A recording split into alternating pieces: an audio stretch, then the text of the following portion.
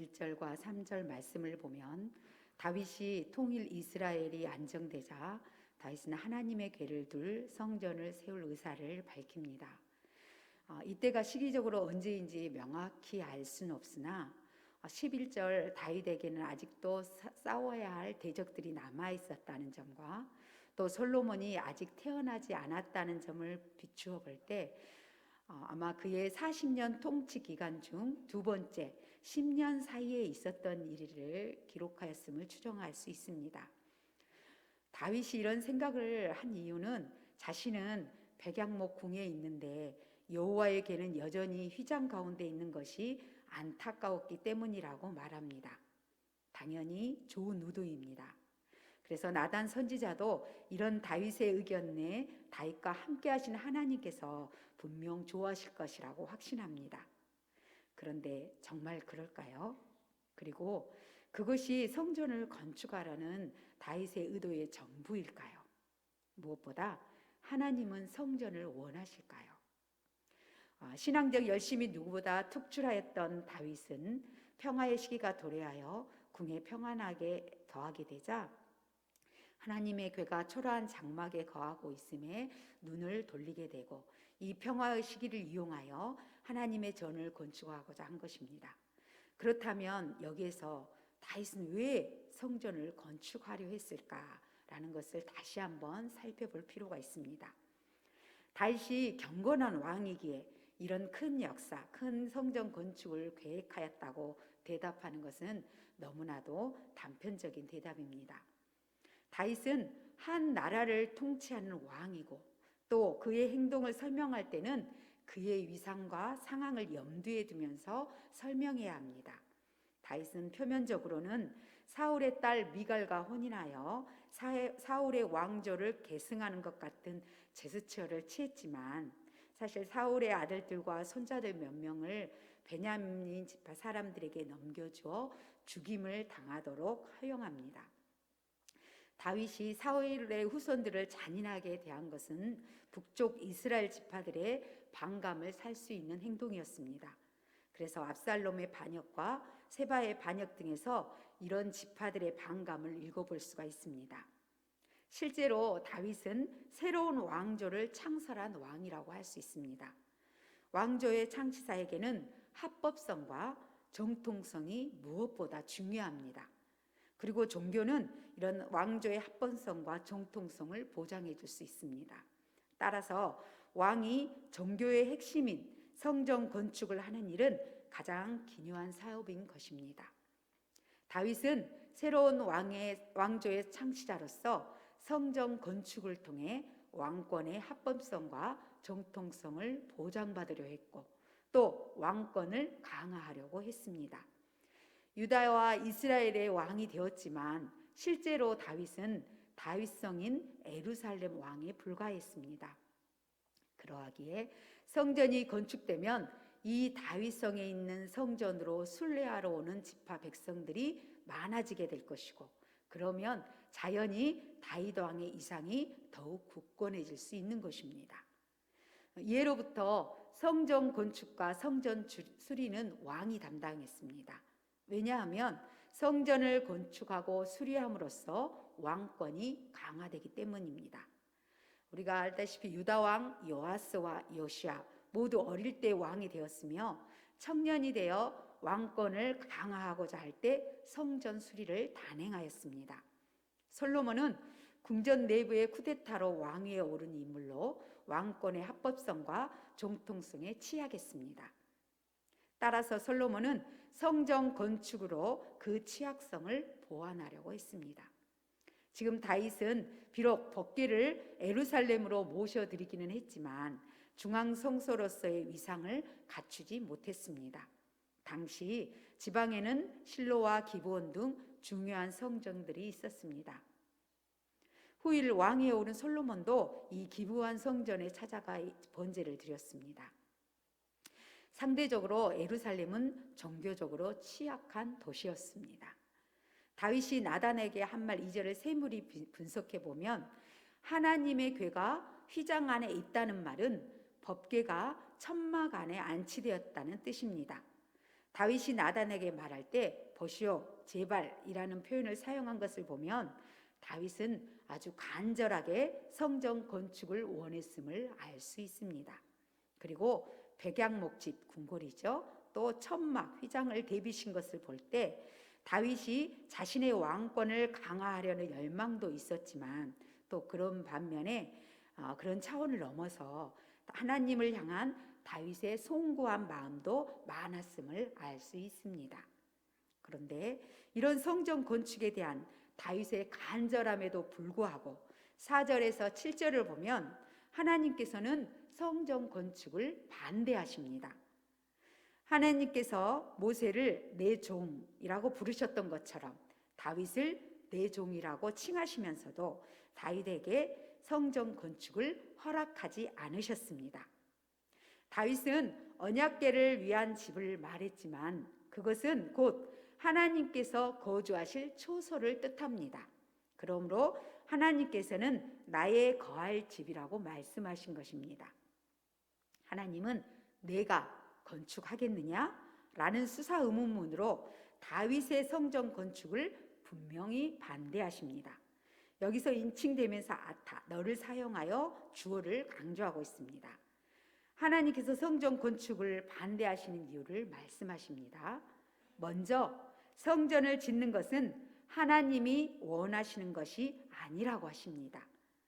하나님은 한 번도 백양목 성전을 지으라고 말씀하신 적이 없으십니다. 그것은 애굽에서 나온 날부터 지금까지 이스라엘 백성들과 동행하시기에 움직일 수 없는 성전이 아니라 움직일 수 있는 성막 또는 장막에 거하셨기 때문입니다. 성막은 그동안 완전하게 정착하지 못했고 이리저리 돌아다니며 살던 이스라엘과 동행하기에 가장 적합한 하나님의 거주지였습니다.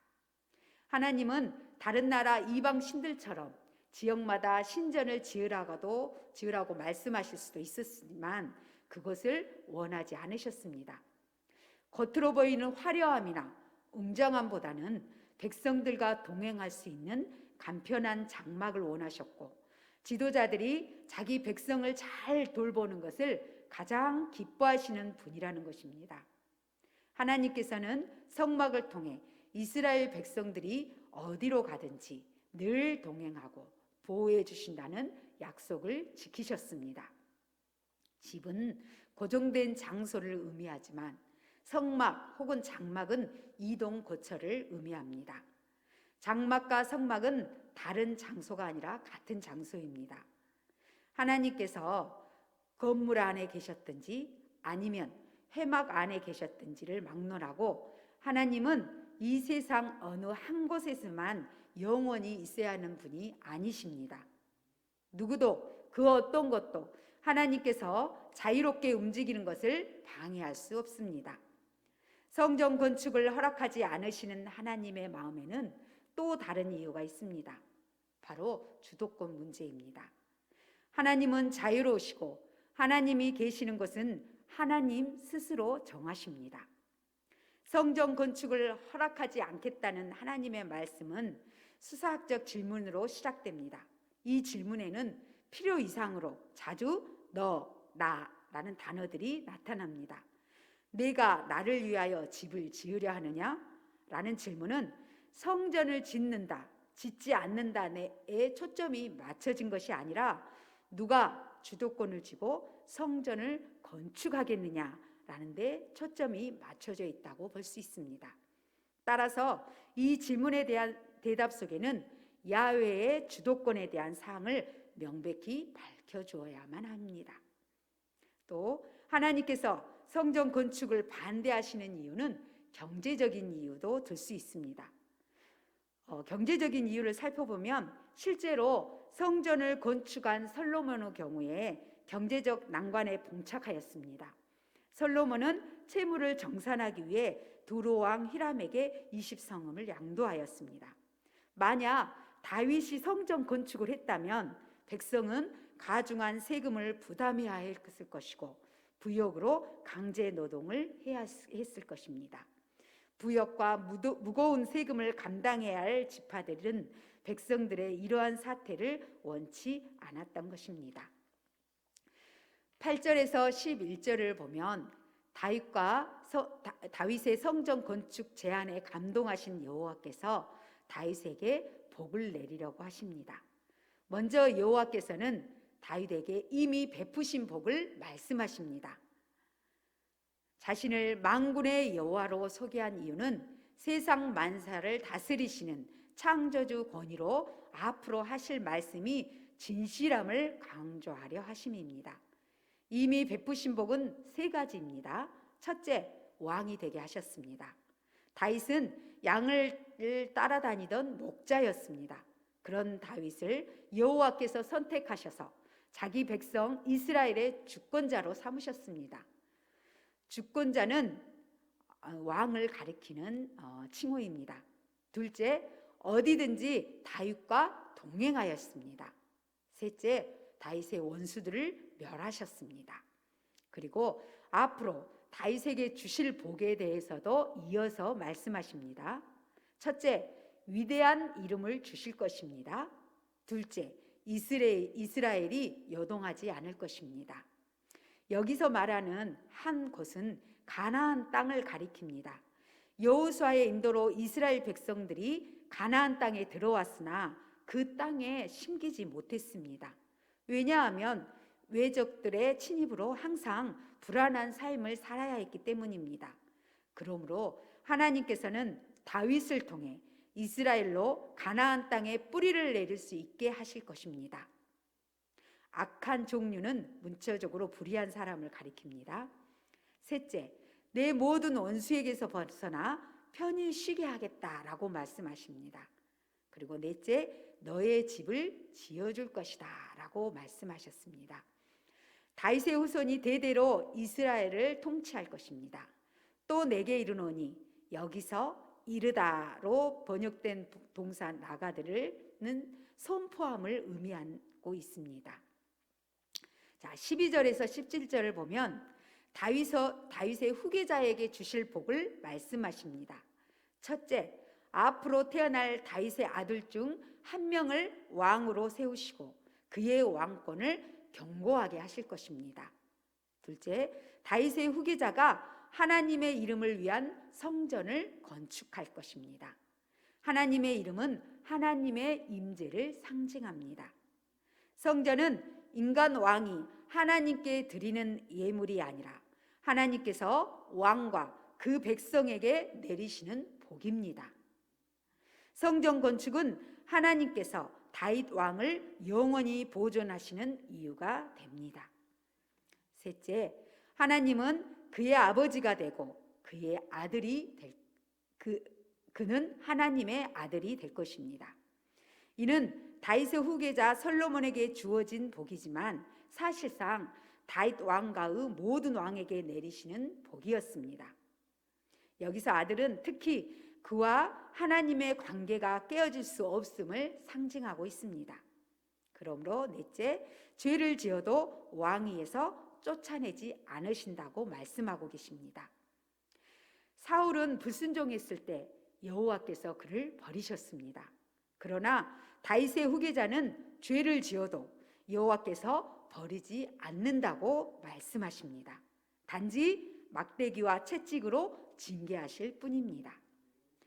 사람 막대기와 인생 채찍이란 사람들이 자녀에게 내리는 보통 벌과 교훈을 가리키는 말입니다. 하나님께서 사울로부터 거두어 가신 은총은 왕권을 가리킵니다. 다시 다윗에게 주어질 복을 말씀하십니다. 영원히라는 부사어가 13절에 한 번, 또 16절에 두 번 사용됨으로써 다윗 왕국을 영원히 보존하시려는 하나님의 의지를 강조하고 있습니다.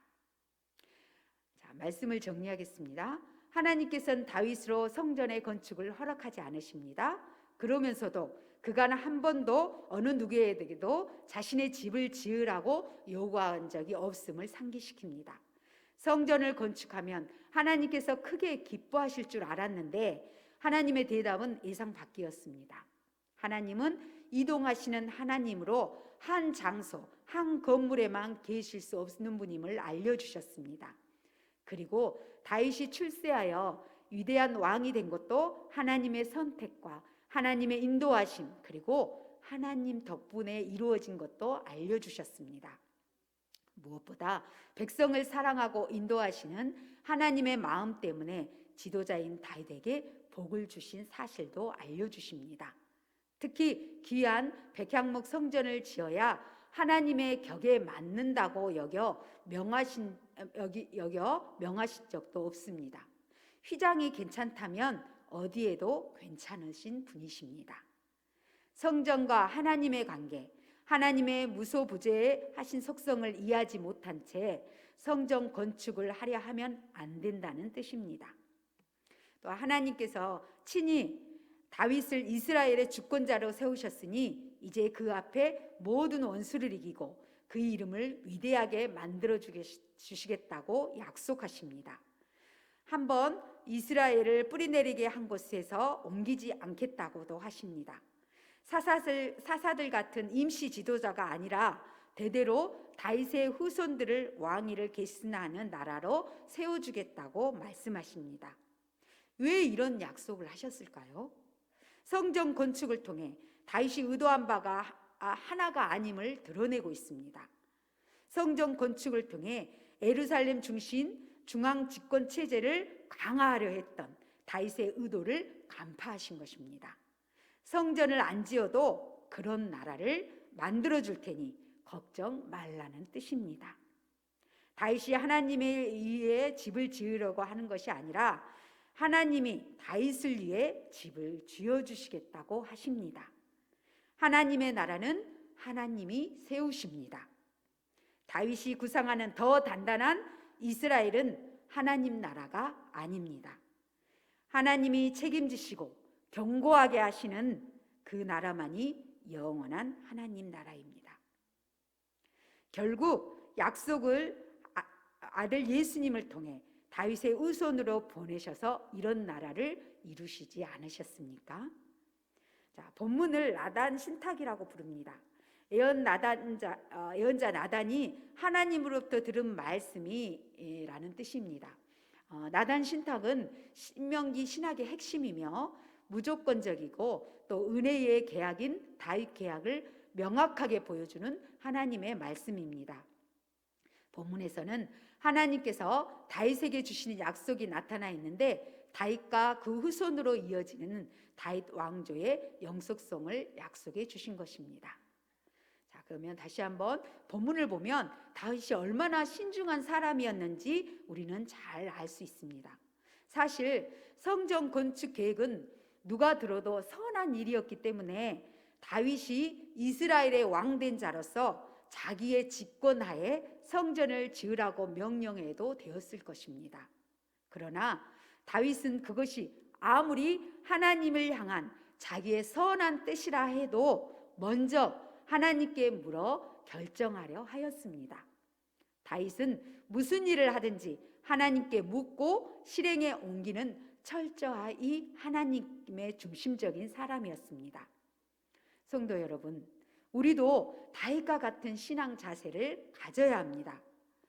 우리가 무언가를 할 때 악한 일이 아니라면 우리는 대부분 거리낌 없이 행하기 마련입니다.